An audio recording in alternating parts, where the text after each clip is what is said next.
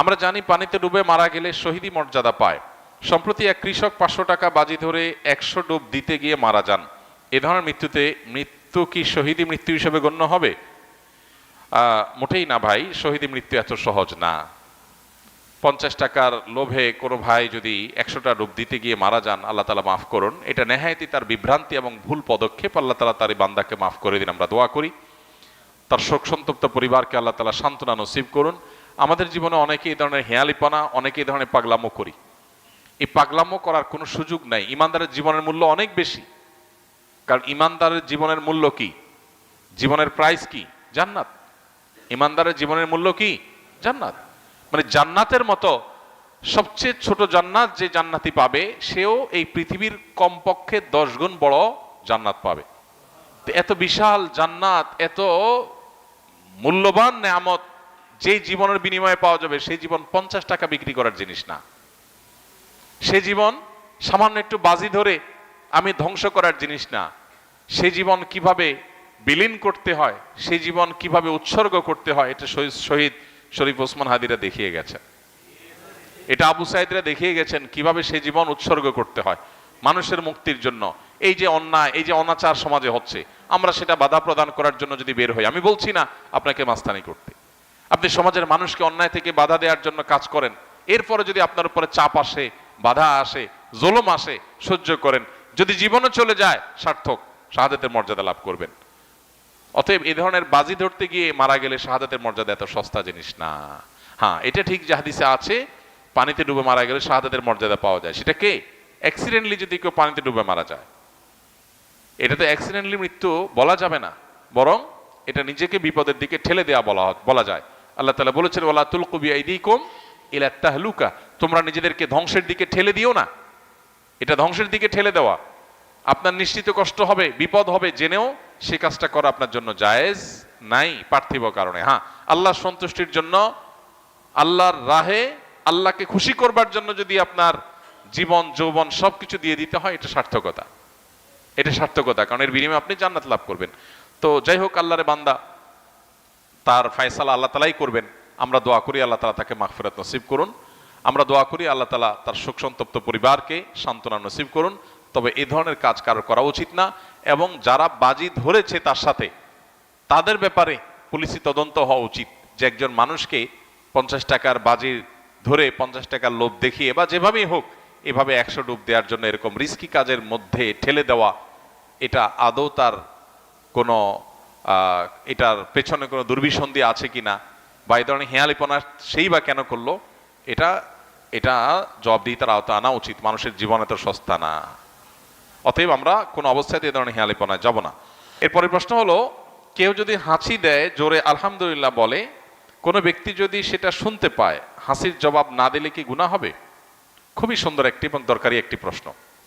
ইসলাম আমাদেরকে অত্যন্ত দারুণ শিষ্টাচার শিখিয়েছে এবং সামাজিক এবং পরম সৌজন্যতা বোধ সম্পন্ন মানুষ হতে শিখিয়েছে।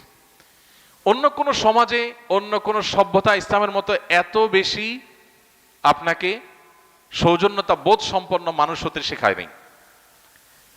যেমন কেউ যদি আপনাকে সালাম দেয়, আসসালামু আলাইকুম ওয়া রাহমাতুল্লাহ, আল্লাহ বলেছেন, ওয়াইদা হুয়্যিতুম বিতাহিয়্যাতিন ফাহাইয়ু বিআহসানা মিনহা আও রুদ্দুহা, তোমাদেরকে কেউ যদি কোনো ভাষায় অভিবাদন জানায়, সালাম জানায়, তাহলে তুমি সে যতটুকু দিয়ে তোমাকে অভিবাদন দিয়েছে, সৌজন্যতা ভদ্রতার খাতিরে তিনি তোমাকে সালাম দিয়ে দোয়া করেছে, তুমি চুপচাপ থাকতে পারো না, তোমাকেও জবাব দিতে হবে পাল্টা।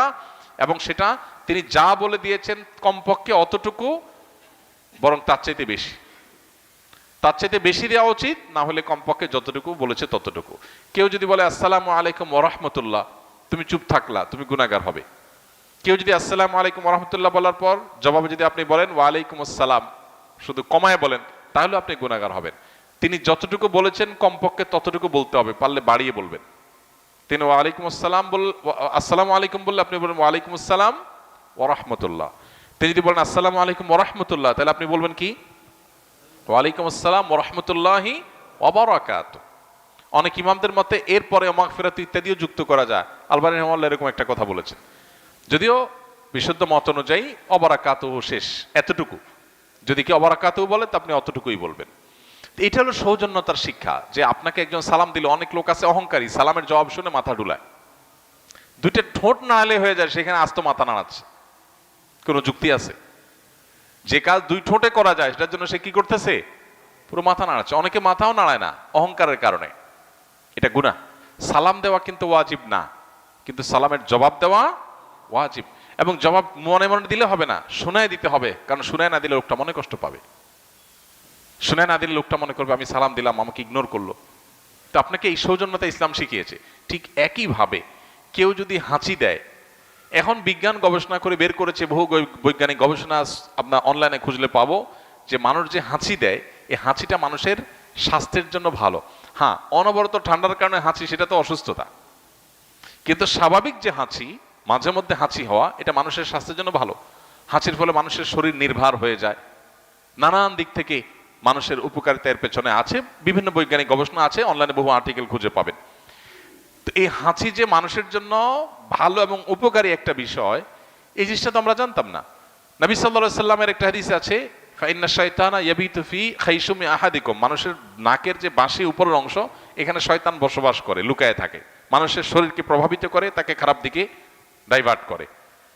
তো হাঁচির পর মানুষ শারীরিকভাবে যেমন সুবিধা পায়, স্পিরিচুয়ালি মানুষ উপকার হয়। এই জন্য সে আল্লাহর কাছে শুকরিয়া জানিয়ে বলবে আলহামদুলিল্লাহ। হাঁচি আসলে কি বলবে? আলহামদুলিল্লাহ, আল্লাহর প্রশংসা করবে, কারণ এটা তার জন্য পজিটিভ, ভালো একটা জিনিস হয়েছে। যখন কেউ হাঁচি আসার কারণে আলহামদুলিল্লাহ বলল, তখন যিনি হাঁচি শুনতে পেয়েছেন বা হাঁচির দাতার আলহামদুলিল্লাহ শুনতে পেয়েছেন, তার উপরে আবশ্যক হয়ে যায় জবাব দেওয়া। এই যে সৌজন্যতার শিক্ষা। হ্যাঁ, হাঁচি যখন আসবে, হাঁচির ফলে নাক থেকে অনেক সময় ময়লা বের হয়, পানি বের হয়, গন্ধ ছড়াতে পারে, আশপাশে মানুষের কষ্ট হতে পারে। সেজন্য আমাদের হাঁচি বিভিন্ন উপায়ে আমরা সেটা যাতে অন্য পরিবেশকে নষ্ট না করে, অন্য মানুষকে নষ্ট না করে, সেজন্য আমরা হাতে, নিজের কাপড়ে, অন্য কিছুতে টিস্যু বা কিছু দিয়ে আমরা হাঁচি দেবো। সেটা তো অবশ্যই পার্ট অফ সৌজন্যতা, সেটা আমরা করবোই। হাদিস নবী সাল্লাল্লাহু আলাইহি ওয়াসাল্লাম শিক্ষা দিয়েছেন, আলহামদুলিল্লাহ যদি কেউ বলে হাঁচি দেওয়ার পর, আপনি যদি শুনতে পান তার আলহামদুলিল্লাহ, তাহলে আপনার উপরে আবশ্যক, আপনি কি করবেন? তাকে বলবেন পাল্টা ইয়ারহামুকাল্লাহ। কেউ যদি হাসি দিয়ে আলহামদুলিল্লাহ বলে, আমরা কি বলবো তাকে? ইয়ারহামুকাল্লাহ, মানে আল্লাহ তোমার প্রতি রহম করুক। ওই ব্যক্তির আবার কর্তব্য হলো যে সে যে আমার হাসির জবাব শুনে আমাকে দোয়া দিল, আল্লাহ তোমার প্রতি রহম করুক বললো, তাহলে আমিও তার প্রতি দোয়া নিবেদন করব।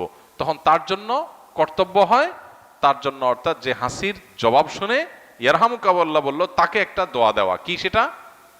ইয়াহদিকুমুল্লাহ ওয়া ইউসলিহ বালাকুম। বাস, এতটুকু এন্ডিং, এরপর আর পাল্টাপাল্টি নাই, তাহলে তো সারাদিন দিতে থাকতে হবে। তাহলে আলহামদুলিল্লাহ বললে হাসি দেওয়ার পর জবাবে কি বলতে হবে? ইয়ারহামুকাল্লাহ। ইয়ারহামুকাল্লাহ শোনার পর যিনি হাসি দিয়েছেন তার আবার জবাবে কি বলতে হবে? প্রত্যুত্তরে কি বলতে হবে? ইয়াহদিকুমুল্লাহ ওয়া ইউসলিহ বালাকুম। কত চমৎকার অর্থবহ দোয়া। আল্লাহ আপনাকে হেদায়েত দান করুক, সঠিক পথ দেখাক, এবং আপনার অবস্থা সংশোধন করে দিন, আপনার অবস্থা ঠিকঠাক করে দিন। একটা দোয়া।